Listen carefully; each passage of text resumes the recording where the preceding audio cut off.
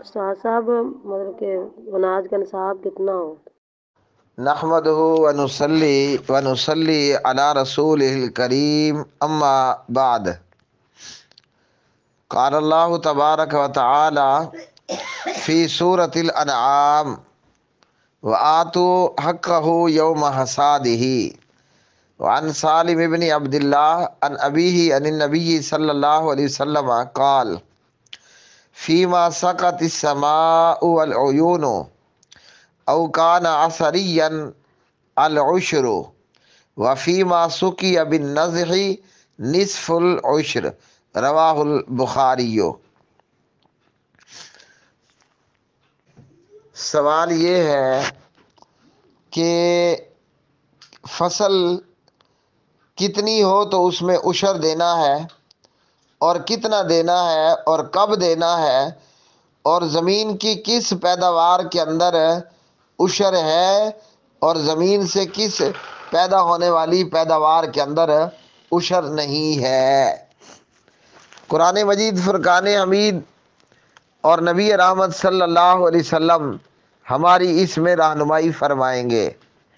میرے پیارے بھائیوں اور میری پیاری بہنوں اور میرے سننے والے تمام حضرات، ہم مسلمان ہیں اور ہمارا دین اسلام ہے، اور نبی رحمت صلی اللہ علیہ وسلم ہمیں یہ بتاتے ہیں کہ بنی الاسلام علی خمس، اسلام کی بنیاد 5 پلرز کے اوپر ہے۔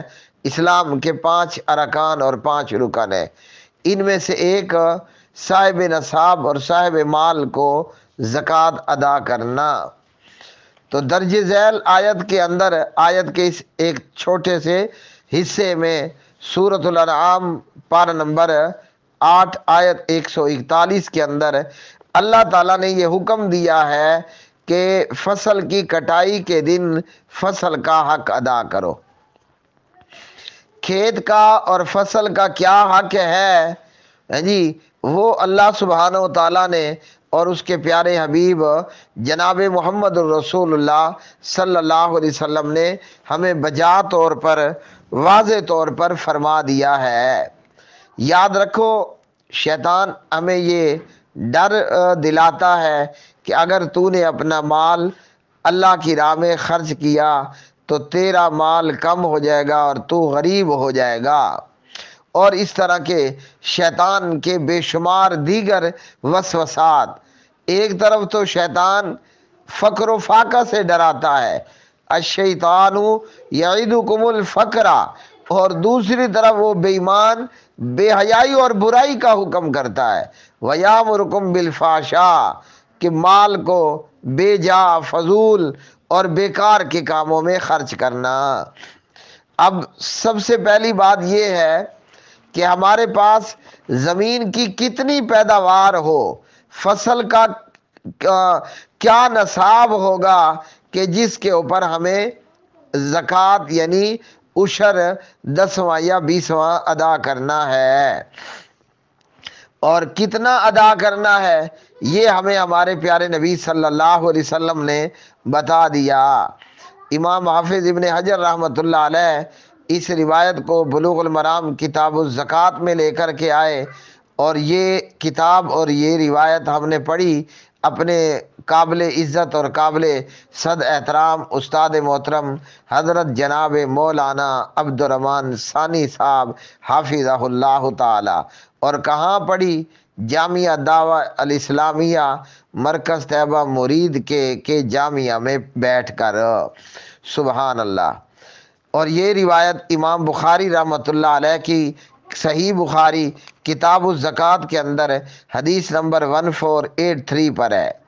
سالم بن عبداللہ اپنے باپ سے روایت کرتے ہیں، وہ فرماتے ہیں کہ پیارے نبی صلی اللہ علیہ وسلم نے فرمایا، جو زمین بارش اور چشموں کے پانی سے سیراب ہو، وہ زمین جو بارش اور چشموں کے پانی سے سیراب ہو، اور نمبر 3 وہ زمین جو خود بخود سیراب ہو جائے، یعنی زمین کی نمی سے وہ پانی لے لے، تو فرمایا کہ ایسی زمین اور ایسا کھیت اور ایسی فصل جس کو بارش کا پانی لگایا گیا اور جس کو چشموں کا پانی لگایا گیا، یا وہ جڑوں سے نمی اس نے کھینچ لی اور یہ فصل سیراب ہوئی، فرمایا کہ اس میں 10واں حصہ عشر ہے، یعنی 20 من میں سے 1 من ادا کرنا ہوگا۔ اور فرمایا کہ جو زمین پانی کھینچ کر سیراب کی جاتی ہے، یعنی کنویں سے پانی کھینچ کر سیراب کیا جاتا ہے اس زمین کو اور اس فصل کو، تو فرمایا کہ اس میں 20واں حصہ ہوگا۔ تو ایسی فصل اور ایسی زمین جسے بارش چشموں وغیرہ سے سیراب کیا گیا، اس میں عشر ہے، یعنی 10 من میں سے 1 من زمیندار کو، فقراء اور مساکین کو دینا پڑے گا۔ اور جس زمین کا پانی کھینچ کر زمین کو سیراب کیا گیا، اس میں نصف العشر ہے، یعنی 20 من میں سے 1 من۔ آپ کو سمجھ آ گئی ہوگی اچھی طرح۔ بارشوں اور چشموں سے سیراب ہونے والی میں 10 من میں سے 1 من، اور جس کو پانی کھینچ کر سیراب کیا گیا اس میں 20 من میں سے 1 من ہے۔ اب یہ اللہ تعالیٰ نے غریبوں اور فقیروں کا حصہ رکھا ہے۔ اور جو بھی زمین کی پیداوار ہے، ہاں جی، ہر قسم کی کھیتی، پھل، سبزی، فروٹ، اناج، سب کے اندر زمیندار کو 10 من میں سے 1 من یا 20 من میں سے 1 من جو ہے وہ دینا پڑے گا۔